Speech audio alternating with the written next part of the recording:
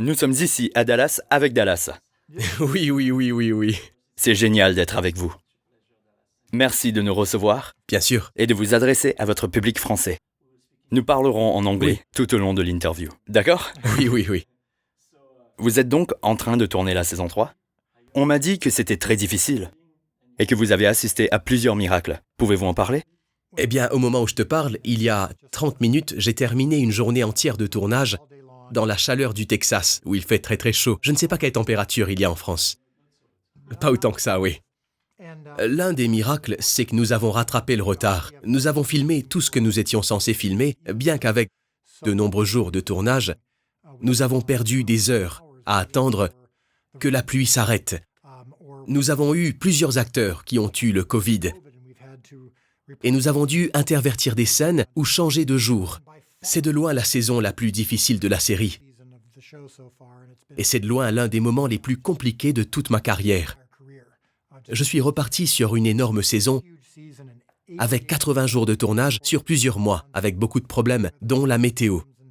Et pourtant, chaque fois que nous nous trouvions dans une situation que nous avons appelée un moment de mer Rouge, référence à l'Ancien Testament, quand Moïse était devant la mer Rouge avec les Israélites et que les Égyptiens, arrivant, ils n'avaient nulle part où aller. La seule solution, c'était que la mer s'ouvre. Ils avaient fait tout ce qu'ils pouvaient. Moïse et les Israélites étaient allés aussi loin qu'ils pouvaient aller. C'est ce que nous avons vécu. Nous avons choisi les bons acteurs. Nous avons choisi les bons jours. Et il se mettait à pleuvoir et je ne pouvais pas filmer, je ne contrôlais rien. La seule solution, c'était que Dieu agisse. Et chaque fois que ça arrivait, nous disions « J'espère que c'est un moment de mer Rouge ». Le meilleur moment de la mer Rouge, c'est quand elle s'ouvre. Et donc, Dieu a fait ça continuellement. Je pense qu'il veut nous éprouver. On n'a jamais pu se détendre, ni être à l'aise en pensant « tout va bien, des millions de personnes regardent la série, elle a tellement de succès maintenant, on peut se détendre ». Dans le désespoir, Dieu veut que nous nous tournions vers lui. Il veut que vous comptiez Il veut que vous comptiez sur lui. Oui. Comment s'est passée la scène de la multiplication des pains? S'est-il passé quelque chose de particulier? Oui. Des milliers de personnes sont venues sur 3 jours et il faisait extraordinairement chaud.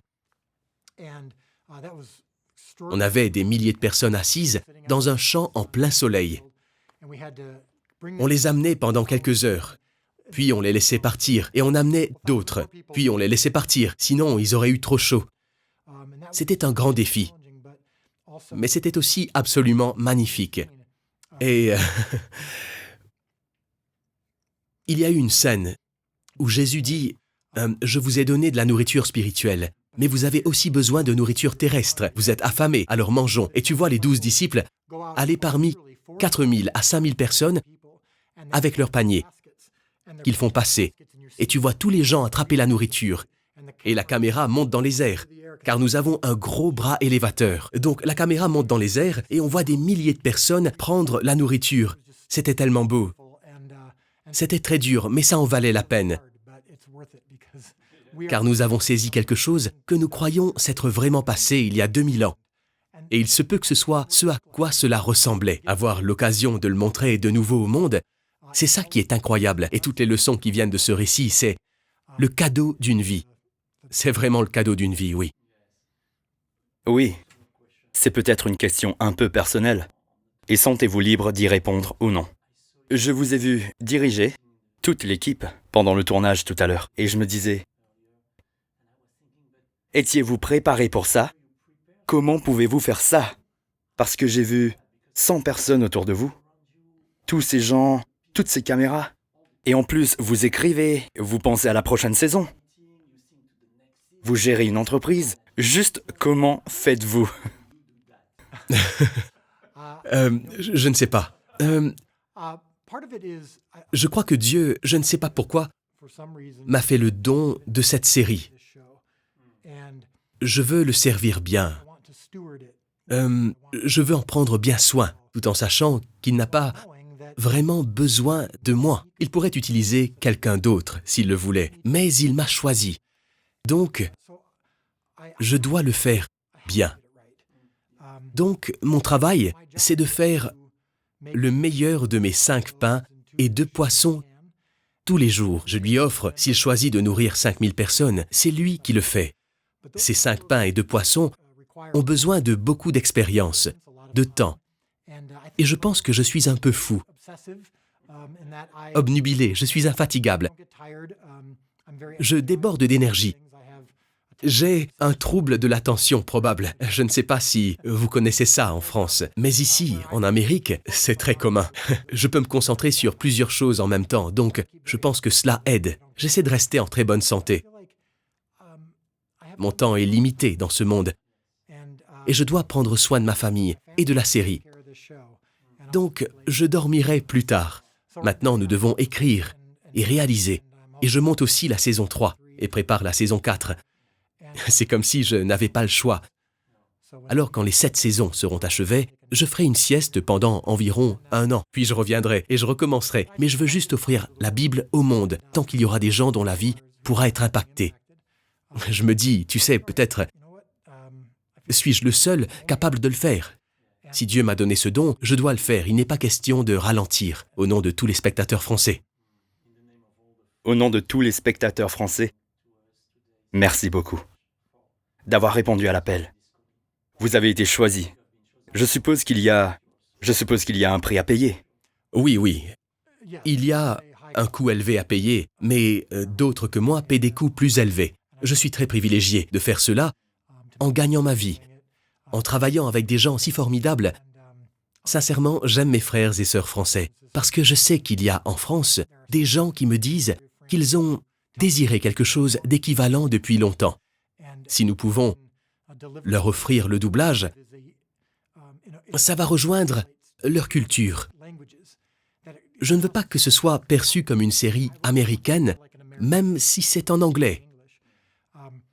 C'est une histoire pour tout le monde, et chacun en France peut s'identifier à un des personnages. Et donc, c'est beau de pouvoir m'associer avec mes frères et sœurs français. Merci beaucoup. Des jeunes Français ont été reçus ici pour faire partie de la série. Oui, aujourd'hui et hier, nous avons eu des collégiens. C'était beau. Je veux dire, c'est génial. Merci beaucoup. Ils ont fait de la figuration. Oui, Oui. il y aura des jeunes Français dans la série. Oui. C'est tellement génial. La saison 1 est passée à la télévision française.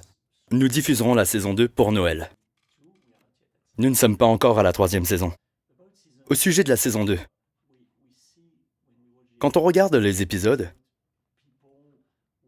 il s'agit de gens qui semblent être loin de Dieu. Quel est le message principal de la saison 2? Dans la saison 2. Dans la saison 1, Jésus rassemble ses premiers disciples pour son ministère, et vous voyez qu'on les découvre avant leur rencontre avec Jésus. Ensuite, ils sont avec Jésus.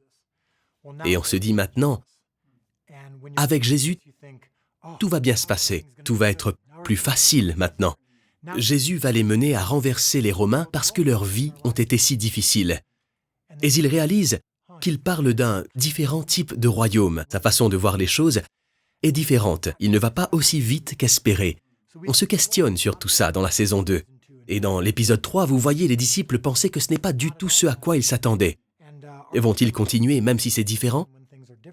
Nous explorons ces thématiques dans la saison 2. Super, c'est très bien. Quel est votre meilleur conseil, en 30 secondes, pour les personnes qui vont regarder la 2e saison? Le meilleur conseil pour regarder la série ou pour leur vie? Pour regarder. Oui. Je t'encourage, si tu regardes la série, à trouver parmi les personnages celui à qui tu peux t'identifier et penser que ces problèmes sont tes problèmes. Ces questions sont tes questions.